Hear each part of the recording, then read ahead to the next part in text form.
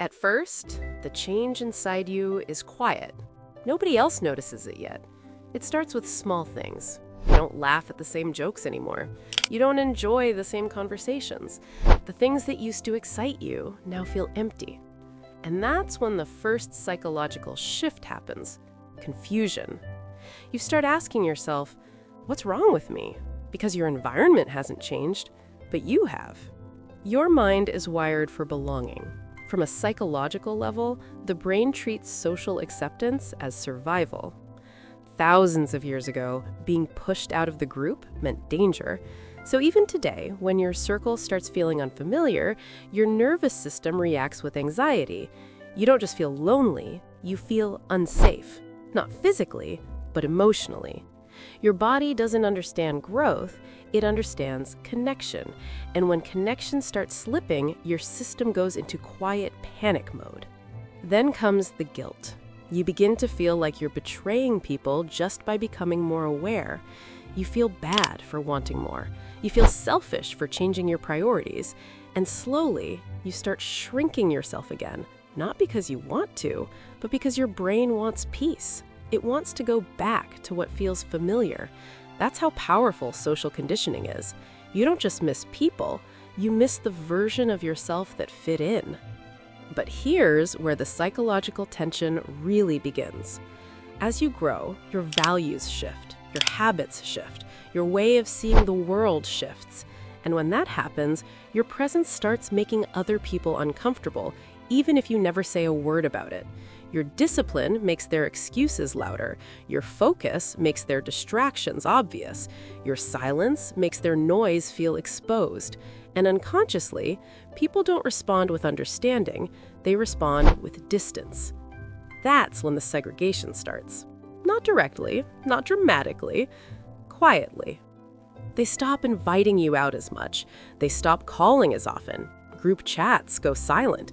Conversations feel forced. You can feel it. Something is off, but nobody says it out loud, and your brain picks up on it immediately. Humans are extremely sensitive to social shifts. A change in tone, a delay in replies, a different kind of energy. And when you feel that, your mind starts scanning for danger. Did I do something wrong? Did I change too much? Am I losing them? Psychologically, this is where identity starts cracking. You're no longer fully who you were, but you're not yet surrounded by who you're becoming, so you exist in between. And the in-between is lonely. It feels like standing in a room where you don't belong anymore, but you don't have the key to the next room yet. That's why growth feels isolating, not because you're meant to be alone, but because you're transitioning. And during this transition, your brain experiences something called social threat. It's the feeling of being slowly pushed out of a tribe. You're not kicked out, you're just no longer central, and that hurts more. Because exclusion without explanation makes you blame yourself. You start replaying old conversations, old moments, old behaviors. You start wondering if you should have stayed quieter, smaller, easier. This is where many people stop growing. Not because they're weak, but because psychologically, isolation is painful. The mind would rather return to comfort than stay in uncertainty. So people go back to old habits, old friends, old environments, not because it feels good, but because it feels known.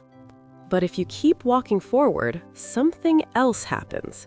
You begin to notice how differently people treat you now, not with warmth, but with subtle resistance. Some joke about you changing, some mock your seriousness. Some say, you think you're better now. And psychologically, that's projection. Your growth forces others to face what they're not doing, and instead of confronting that, they label you as the problem.